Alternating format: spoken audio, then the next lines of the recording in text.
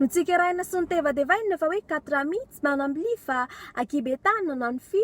no lazaina sy ny kafaraina fa mavimavy sy mahi nefa izy iza tsy mba nanolotra na de somby mofo mpity de izahay le na ilika satria nadinika na de zaza tsy nana tsiny de nompeponina sy noesonina raha sendra tany an-tranonareo no nivahiny mody mba natao saritsarina fantanina nefa le izy tena fanahinina hoe ary dadanareo zay ky mba nakaiza de aveo zay no fisaina sy ny tantaraina hatraiza fa hoe za ay ony raha tsy taiza zay ony mba hoaiza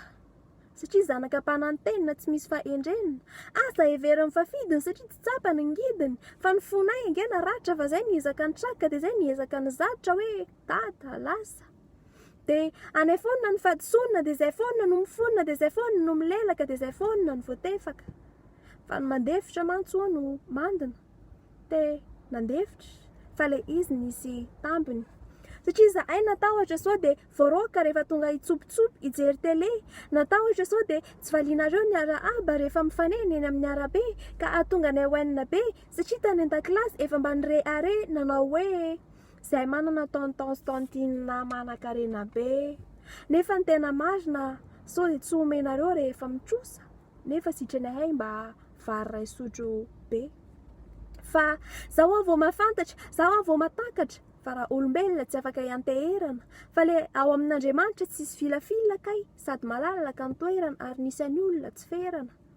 ka izy ny fikirako le tsy namelana okamboty fa Andriamanitra mahatoky le na efa zay lazainy sy nampanantenainy ary nomeny ahy hatramin'ny ainy ka na andalo ny olana na ifafy ny orana izy efa mampiomana fa na aizokitrokotra ny ahoana tsy maintsy lasa mita tao vovonana ozy ao amin'ny oabolana ka za ijoro anaty fitsapanina satria manan'Andriamanitra ny fagaganana sy ny fatsaranana zay efa nanao fanambaranana fa na kely ny andohanina de lehibe indrindra no hiafarana